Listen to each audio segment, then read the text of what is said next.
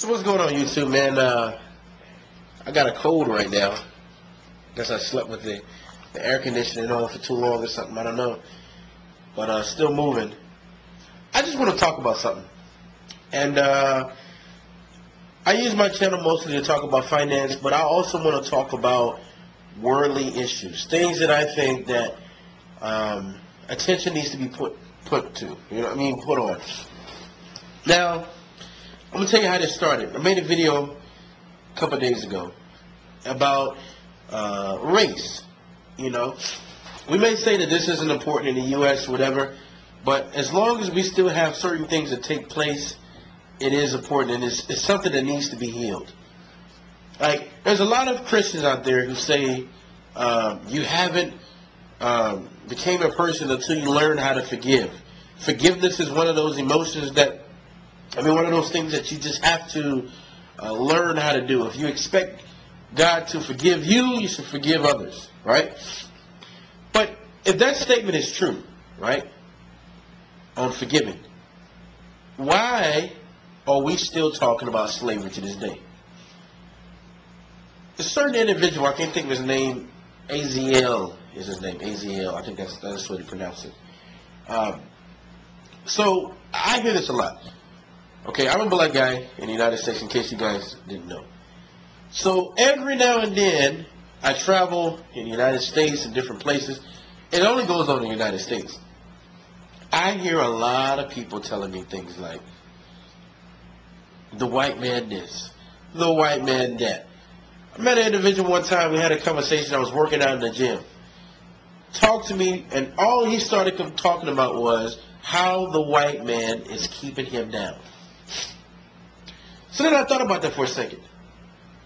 I'm looking at my own successes in my life, and I'm looking at him, and then I ask myself a question. How is a white man keeping me down? So I said, let me ask this guy a couple questions. I said, do you work a job? He said, yes. I said, why do you think that a white man is keeping you down? Then he looked at me like a deer in headlights, like, why would you ask me a question like that? Because I guess when he says that, a lot of people just agree with him and say, yes, you're right, yes, you're right. So I started to prowl. And then he asked the question something like this. He said, well, answer the question like this. Well, it's hard for a brother to get a job. It's hard for a brother to get a job. Now, here's my take on this. I don't care what color you are. If I created a company, right, I'm going to pick the person that I think is the best person to run the company. That's me. I don't care if they're white, blue, yellow, green, orange. I don't care what color they are. I'm going to pick the best person to do that. So let's just say that you happen to be a white person. And you've noticed that all my staff is Asian or Indian or black or whatever they may be. It may be easy for you to come up with the statement was, he doesn't like white guys. He doesn't have anybody white on his staff. Right? But when it really comes down to it, it's really my choice. So a lot of these guys go out and this is like what I like to call it. They put their life in someone else's hands. When you work a job, no matter what color you are, white, blue, black, whatever, you put your destiny in someone else's hands. Example of that, they can come in today while you're sitting at your desk. Thank you for your time, but don't bother coming back tomorrow. That can happen to anybody. When people got laid off during this recession, they didn't go by color. They just let the people that they felt weren't strong points, didn't have strong areas in the company. They just let them go. See you later. Sayonara. But my question is this. How many years are black people going to hold on to this slavery deal? Think about it. How many? So I started talking to this guy, and he started giving me so-called ideas of, I haven't read books, or I don't know because, the way the white people are charging with taxes and all this other kind of stuff. I said, taxes? I'm like, if I'm not mistaken, they take taxes from everybody. No matter what nationality you are in this country, they don't just take taxes from black people. They take taxes from whatever. Then he had to say, well, they take these taxes and they put black people in the substandard housing. Okay, let's think about that for a second. The house you live in is something that you choose.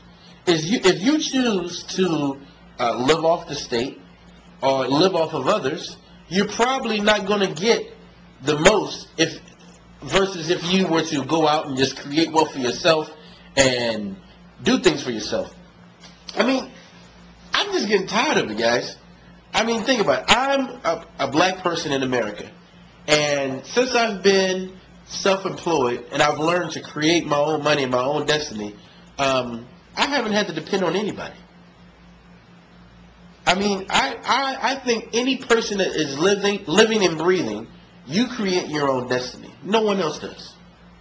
If you're one that's sitting back and making excuses right now, like a lot of people are making in this recession, that's your fault, and all you're doing while you're whining is holding yourself back.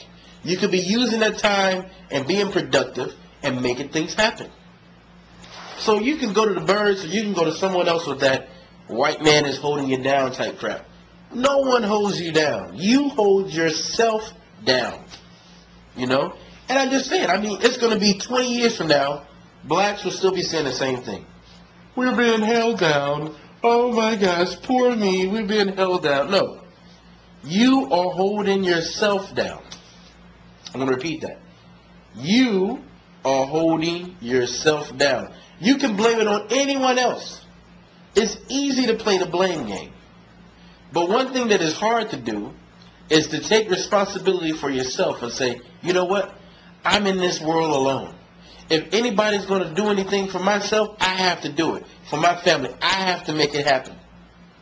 You know? When I read stories like Essence magazine, Essence is getting ready to have a festival. You know?